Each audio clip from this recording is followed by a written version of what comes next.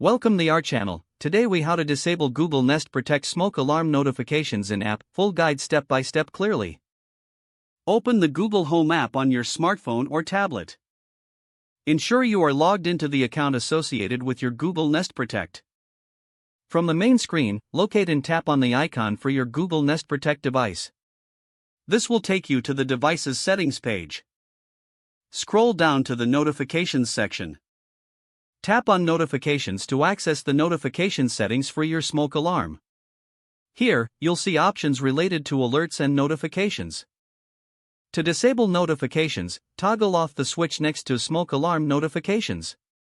You may also want to disable other alerts, such as CO alarm notifications, by following the same process. After disabling the notifications, make sure to exit the settings. Your changes will be saved automatically.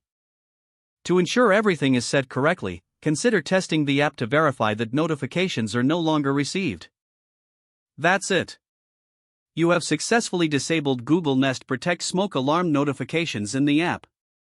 If the page does not load, refresh the browser or try again in a private or incognito window.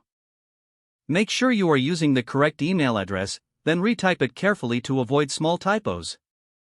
If your password is not accepted, use the reset option and create a new strong password you can remember. Check your spam folder for verification or security emails, then complete any requested confirmation steps. Enable two-factor authentication if available to improve account security and reduce unauthorized access risk. After signing in, review your profile details so your contact information and settings are accurate and current.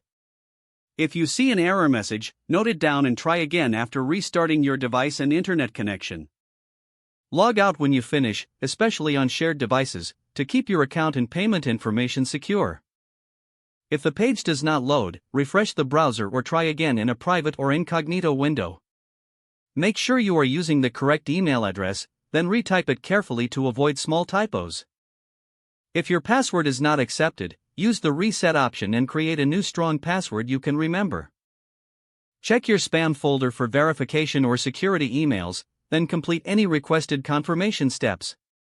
Enable two-factor authentication if available to improve account security and reduce unauthorized access risk.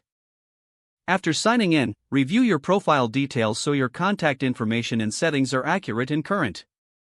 If you see an error message, note it down and try again after restarting your device and internet connection. Don't forget to like this video and subscribe to our channel for more step-by-step tech guides.